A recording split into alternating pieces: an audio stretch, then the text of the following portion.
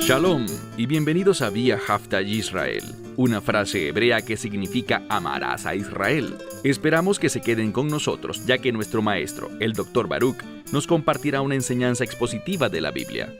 El Dr. Baruch es profesor titular del Instituto Zera Abraham, con sede en Israel.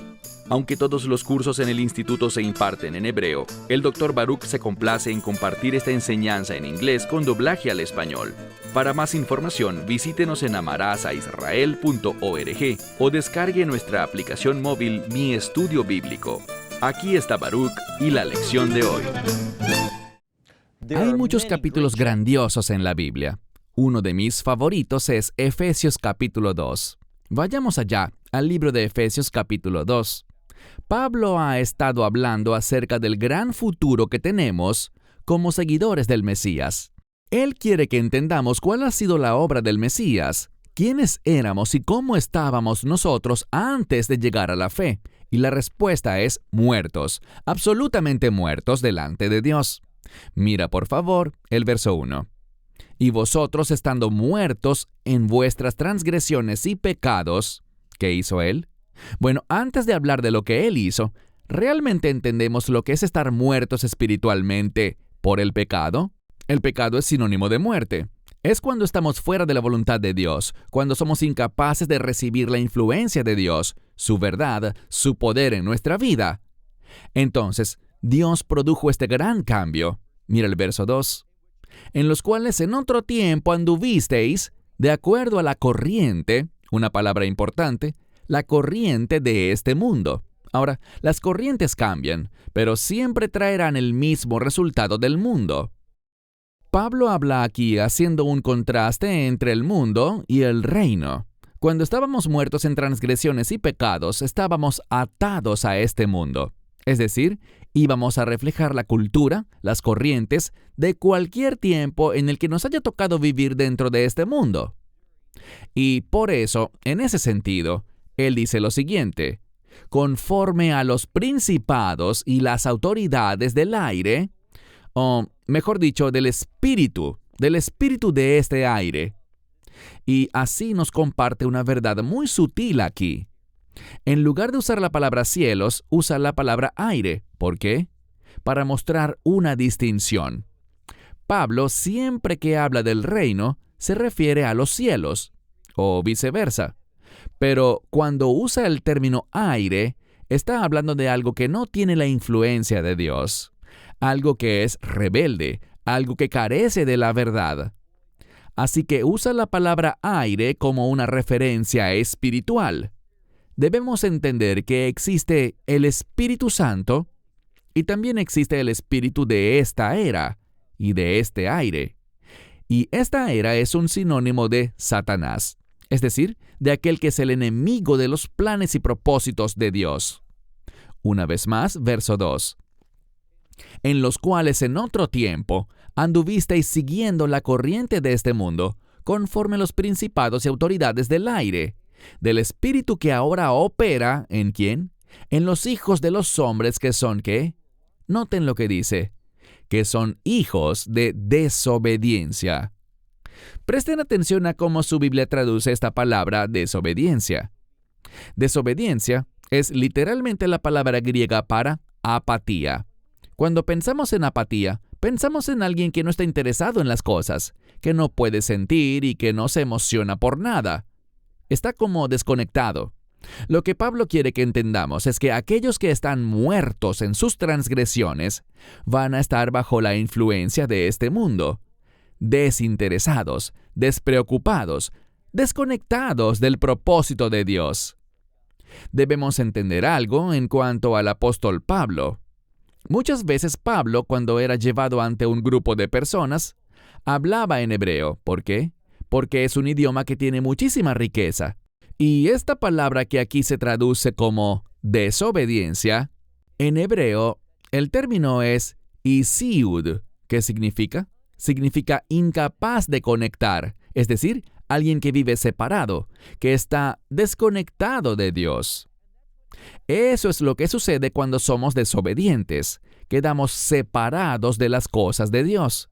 de su influencia en nuestra vida. Verso 3. Entre los cuales también nosotros, todos nosotros vivimos, nos condujimos, cuando estábamos en los deseos de nuestra carne. La carne, podemos decir que es un término del Nuevo Testamento. En la Torá vemos el término Yetzer Hará, la inclinación al mal.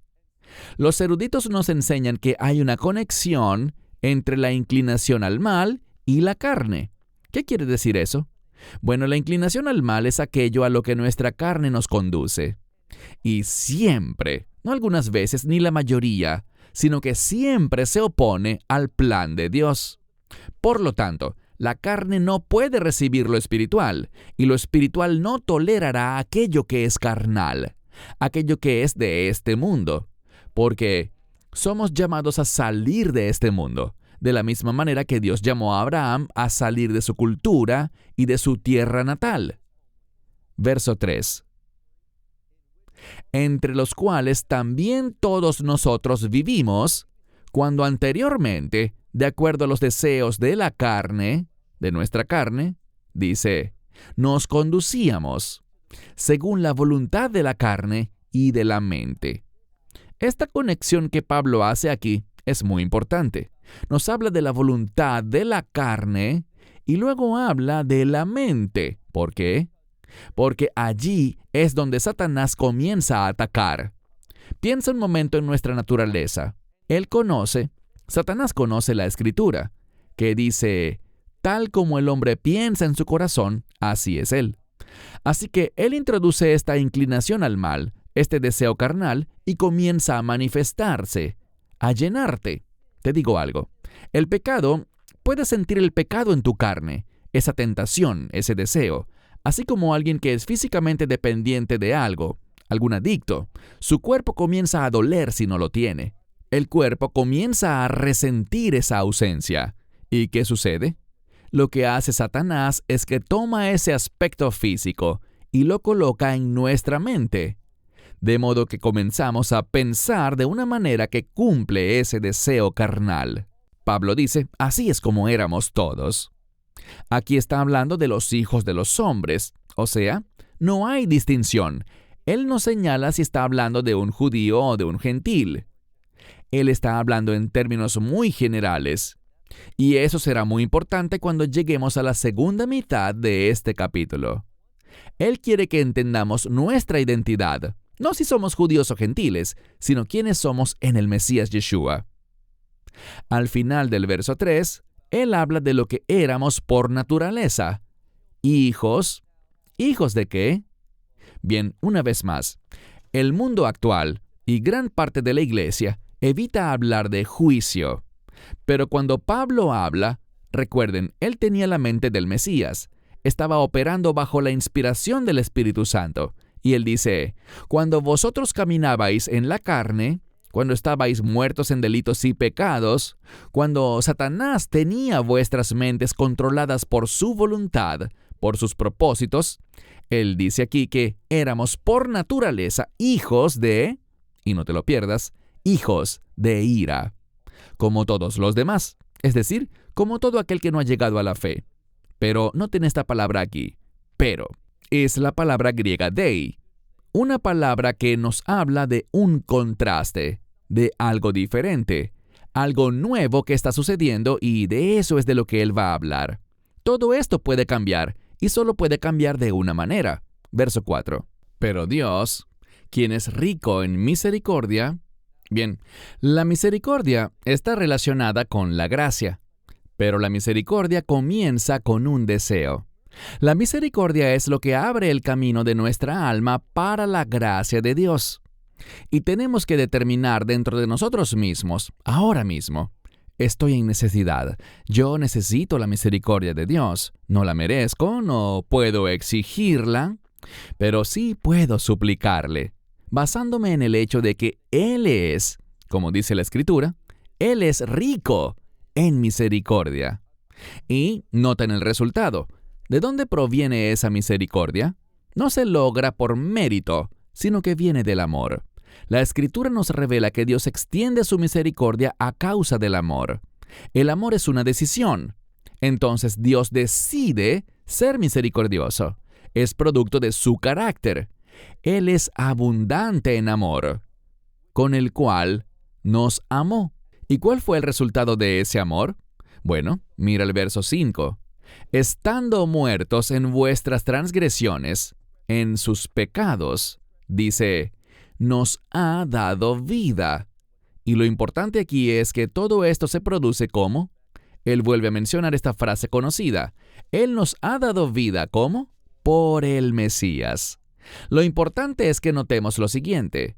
Nosotros que estábamos muertos, solo hay un propósito, solo hay una motivación por la cual Dios le daría vida a alguien, para que fuese llevado al Mesías y se sometiera a Él. ¿Quién es el Mesías? Bueno, lo comentamos en el capítulo anterior. Él es la cabeza de todas las cosas. Él es la fuente de vida. Él es el Salvador, el Redentor, el gran yo soy. Así que nos ha dado vida por el Mesías, porque por gracia habéis sido salvos. Presten atención a este término, habéis sido salvos. Una sola palabra en griego que tenemos que traducir con 3 en español. Habéis sido salvos. El punto que quiero resaltar es que esto está en modo pasivo perfecto. El pasivo indica que no lo hicimos por nosotros mismos. No nos salvamos a nosotros mismos. Somos totalmente incapaces de cambiar nuestra condición espiritual. Así que Dios nos salvó. Él actuó. Pero hay algo importante. Esto está en el tiempo perfecto griego. ¿Por qué eso es importante? Porque el perfecto griego habla de algo que sucedió en el pasado, cuyo resultado es una realidad en el presente, y se extiende hacia el futuro. Así que nuestra salvación fue lograda por Él en el pasado. Es una realidad hoy, y esa salvación se extenderá hacia el futuro por toda la eternidad. Verso 6. En quien hizo algo, en quien nos resucitó y nos sentó, ¿dónde? En lugares celestiales. Aquí de nuevo. Debemos recordar la conexión que existe entre los cielos y el reino. Los cielos hablan de aquello que en este momento está fuera del alcance para mí. Pero por medio del Mesías, llegamos a estar conectados con ese dominio celestial, de modo que nos convertimos en ciudadanos del cielo. Y por eso Él hablará de cómo somos peregrinos y extranjeros en esta era. ¿Estamos esperando? ¿Cuál es nuestro anhelo? Lo que deseamos es que ocurra un cambio, que llegue el reino. Pero hasta ese momento vivimos conforme al reino en esta era. De nuevo, verso 6.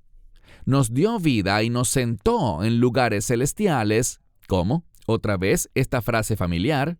En el Mesías Yeshua.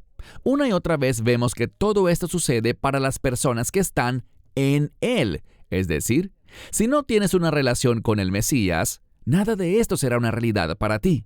Ninguna de estas circunstancias aplican para ti. Verso 7. Con el fin de que Él haga manifiesto, en esta era, o en las eras por venir, la abundante riqueza ¿de qué? De su gracia.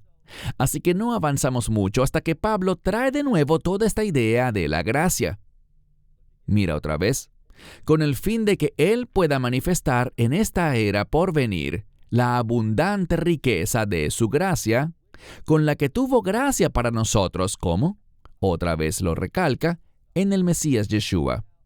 Esta expresión, las eras por venir, si la dijéramos en hebreo sería Veolam Jabá. Esta es otra expresión para el reino. Lo que busca comunicarnos es un principio muy sencillo.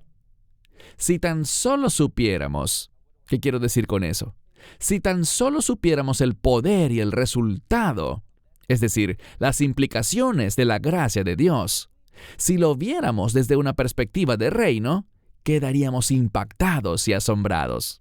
Nuestro llamado hoy en día, nuestro desafío y uno de los propósitos por los cuales el Espíritu Santo está en nuestra vida, habitando en nosotros, es que podamos demostrarlo a este mundo. Y todo se remonta a lo que mencionamos antes, la manifestación de la gloria de Dios. ¿Por qué? Porque la gloria de Dios, de hecho, podemos ir al libro de Zacarías y ver allí que la gloria de Dios será la fuente de luz. No serán los cielos, no será el sol, la luna o las estrellas, sino que será la gloria de Dios la fuente de la luz en su reino. Verso 8. Hemos avanzado rápido estos primeros 7 versos para detenernos en las poderosas implicaciones que traen los versos 8, 9 y 10. Verso 8. Porque por gracia vosotros habéis sido salvos. De nuevo, el tiempo pasivo perfecto. Si te lo perdiste antes, aquí lo repite. Porque por gracia vosotros habéis sido salvos por medio de la fe. ¿Qué es la fe? Creer. Quiero dejar algo muy claro. Dios nos da la capacidad de creer. Pero hay algo muy importante. No se trata de algo que no podamos rechazar. Es algo a lo que Dios nos llama, pero que en última instancia tenemos la capacidad de aceptarlo o rechazarlo, pues fuimos creados con libre albedrío. Para el que rechaza la gracia, las implicaciones son muy serias. Por ejemplo, en el huerto. Si regresas al jardín y dices que Adán y Eva no tenían la capacidad de elegir correctamente, o sea, que tenían que pecar, que ese era el plan de Dios, eso es mentira. Dios nunca quiere el pecado. ¿Puede Dios usar el pecado? Él puede usar lo que quiera. Él es soberano. Pero Él no es el autor del pecado. El plan de Dios no necesita el pecado. Él sabía que Adán y Eva pecarían, pero eso no era parte de su plan. Eso fue algo malo y lo malo es contrario a su voluntad, pero eso no derrotó el propósito por el cual creó al hombre. Vemos una vez más aquí, verso 8, porque por gracia habéis sido salvos, dice por medio de la fe. Y esto no de vosotros, ¿de quién es entonces? Pues es un regalo de Dios. ¿De qué está hablando? Está hablando de la gracia, hablando de esta salvación. No es algo de nosotros, no podemos lograrla, ni merecerla, ni ganarla. Es resultado de la gracia de Dios. Ahora, aquí de nuevo. Siempre me gusta advertir que en este pasaje, al menos en el verso 8, estamos hablando de la gracia que salva. Pero no quiero que olvidemos que ese no es el único propósito de la gracia. La gracia tiene múltiples propósitos. ¿Qué quiero decir con eso? Bueno, la gracia también nos enseña, como dice la Escritura en Tito, a renunciar a la impiedad, es decir, a vivir sobria y rectamente en este siglo. Así que la gracia tiene 2 propósitos. Uno es un propósito eterno, que se refiere a la salvación, y la gracia también tiene un propósito presente, que se refiere a la rectitud, a la justificación. Se refiere a un cambio, una transformación que ocurre en quienes reciben la gracia y que es apropiada y poderosa para este siglo, produciendo un cambio. Verso 8. Verso 8, y esto no de vosotros, pues es don de Dios. Verso 9. No es por obras, pero eso no significa que no tenga relación con las obras. Es decir, no se logra por medio de obras, pero las obras sí tienen un papel. ¿Cuál será? Que una vez hemos sido salvos, voy a estar muy interesado en hacer buenas obras. Eso no lo digo yo, es lo que Pablo dirá en breve. Pero tenemos que alejarnos de esa idea que dice que las buenas obras no tienen nada que ver con la salvación. Es verdad que no tienen nada que ver con lograr la salvación, pero tienen todo que ver con el resultado de la salvación, con uno de los propósitos por los que Dios salva a una persona. Así que no es por obras para que nadie se gloríe por su redención, dice el verso 10, porque Él ha... ¿qué? Porque Él ha hecho, o realmente dice que nosotros somos hechura suya, creados en el Mesías Yeshua. ¿Para qué? Aquí está. Para buenas obras. Noten lo que dice. Nosotros somos hechura suya. Es decir, en esta era, en este cuerpo, Dios va a obrar para producir un cambio. Es muy providencial que el rapto no será un acto individual. ¿Qué quiero decir? El término bíblico significa básicamente tomar o arrebatar, y habla de un evento futuro en el cual Dios llevará a su pueblo al reino de los cielos por un periodo de tiempo. Y es muy providencial que Dios, cuando una persona es salva, no la arrebata inmediatamente y la lleva al cielo, para esperar allí hasta el pleno establecimiento de su reino. Él no hace eso. ¿Por qué? Porque parte del propósito de salvarnos son las obras. No somos salvos por las obras, pero ¿qué dice aquí? No te lo pierdas, porque nosotros somos hechura suya, creados en el Mesías. Aquí de nuevo, todo depende de estar en el Mesías. creados en el Mesías para buenas obras, las cuales fueron preparadas de antemano por Dios, ¿con el fin de qué? Con el fin de que vivamos en ellas. Literalmente es la palabra caminar. ¿Por qué eso es importante? Porque hemos hablado reiteradamente de que en la mentalidad judía, caminar es un sinónimo de tu estilo de vida. Eso se remonta al libro de Génesis, donde se nos habla de Hanoch o Enoch, según como pronuncie su nombre. En hebreo es Hanoch. La Biblia dice que Enoch caminó con Dios. ¿Y qué hizo Dios? Lo tomó. Es decir, Enoch reflejaba el carácter de Dios, y por eso Dios lo tomó. Eso es una expresión de comunión e intimidad con Dios. Pasemos al verso 11. Dice aquí: por tanto, acordaos de que en otro tiempo vosotros... ¿Con quién habla Pablo aquí? Con los gentiles.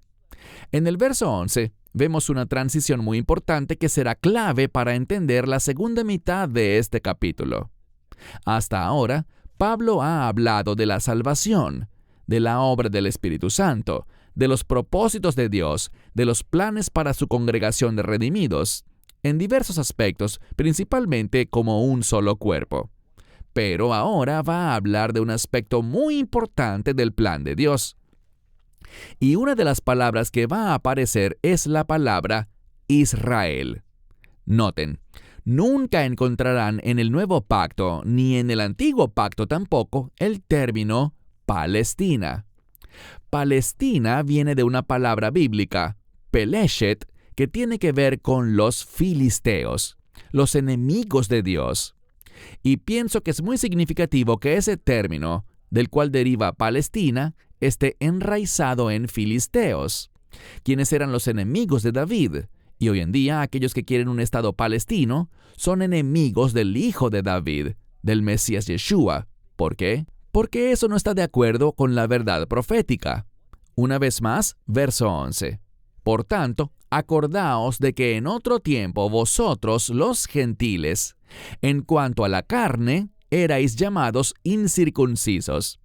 Bien, sobre la circuncisión, una de las formas en que debemos entenderla es por la frase hebrea Brit Milá. Brit Milá es un pacto de circuncisión. Es decir, que cuando escuches el término circuncisión, piensa en un pacto. Así que incircuncisos significa aquí que eran personas que no tenían una relación de pacto con Dios. Todo el que no está en un pacto está muy alejado de Dios. No tiene esperanza porque ninguna de las promesas le pertenece si rechaza el pacto. Así que, dice el verso 11, por tanto, recordad que en el pasado, vosotros los gentiles en la carne, erais llamados incircuncisos por aquellos que son llamados circuncisos en la carne, por una circuncisión hecha por manos. De lo que está hablando es de una división que surgió entre judíos y gentiles. Y esa división era muy importante y todavía lo sigue siendo para el judaísmo. Pero debemos recordar lo que Dios está haciendo, y lo vimos en nuestro estudio de Gálatas. Vemos que la persona a la que Pablo recurre para ayudarnos a entender quiénes somos en el Mesías es Abraham.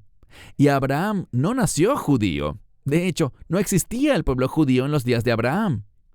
Abraham, según la tradición, provenía de una familia idólatra, gente muy alejada de Dios. Pero Dios le hizo un llamado. Y lo más loable en todo esto es que Abraham respondió al llamado de Dios. En eso descubrimos que ese llamado estaba arraigado, y no te lo pierdas, estaba arraigado en un pacto que lo cambió todo. Y ese pacto comenzó con la creación de un nuevo pueblo, un pueblo que Dios usaría como su cli, un término hebreo para indicar que son su instrumento, su vasija, con el fin de bendecir a los demás. Al ir concluyendo esta sesión, quisiera que pensaras en el término bendición por un instante. ¿Qué viene a tu mente? Cuando piensas en una gran bendición, ¿qué sería eso para ti? ¿Qué es lo que realmente deseas más que cualquier otra cosa? Bueno, Pablo va a llegar al meollo del asunto en la segunda mitad del capítulo 2.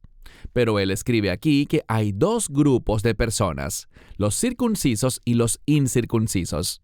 Y los circuncisos eran únicos, no por el aspecto físico, sino que su singularidad radica en que tenían una relación de pacto. Y ese pacto venía con un llamado. ¿Cuál llamado?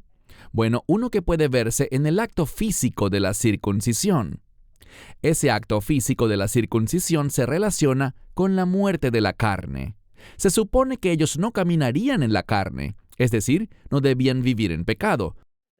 No debían estar muertos espiritualmente, sino vivos conforme a las verdades de Dios.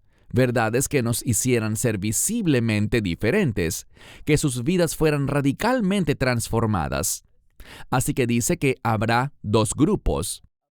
¿Y qué está haciendo Dios? Bueno, Dios está en el negocio de convertir a dos en uno. ¿Por qué enfatizo el uno? Porque el uno es sinónimo, ese número, es sinónimo de Dios.